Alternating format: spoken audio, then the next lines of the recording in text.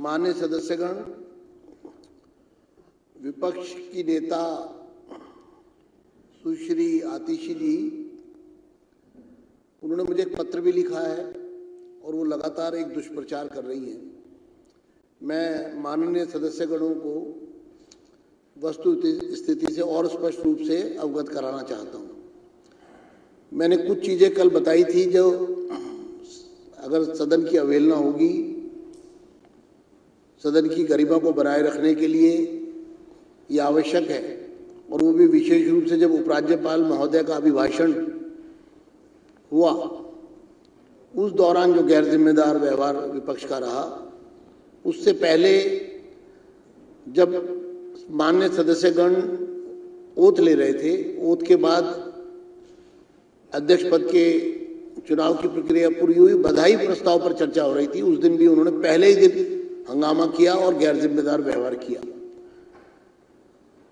मैंने कल परिभाषा बताई थी सदन की, उसको थोड़ा मैं और एक स्टेप और आगे आपको पूरा बता देता हूं, जिससे पूरे सदन को पूरी स्थिति स्पष्ट हो जाएगी। सदन का तात्पर्य विधानसभा से है, ये परिभाषा है सदन की। विधानसभा सदन का परिसर, सदन के परिसर का तात्पर्य विधानसभा, सभा कक्ष, दीर्घाएं, विधानसभा सचिवालय के नियंत्रण में कमरे, अध्यक्ष कक्ष, उपाध्यक्ष कक्ष, समिति कक्ष, विधानसभा पुस्तकालय, विधानसभा वाचनालय, पार्टियों के कमरे, विधानसभा सचिवालय के अधिकारियों के अधीनस्थ सब स्थान तथा उसकी ओर जाने वाले मार्गों से तथा उन स्थानों से भी जिन्हें अध्यक्ष समय समय पर निर्दिष्ट करें। ये मैंने कल तक बताया था आपको।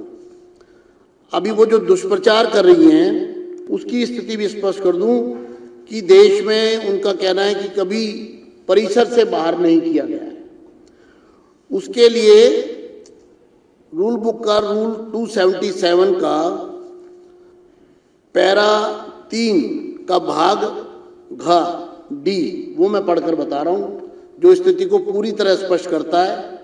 और इस दुष्प्रचार से लोगों के सामने स्थिति स्पष्ट होगी कि उद्दंडता करो, झूठ बोलो, गुमराह करो और जनता को भ्रमित करो। अब ये जो रूल 277 का भाग जो पैरा 3 है, उसका भाग घ डी में पढ़ रहा हूं। सदन की सेवा से निलंबित सदस्य सदन के परिसर में प्रवेश करने से और सदन और समितियों की कार्रवाइयों में भाग लेने से वंचित रहेंगे।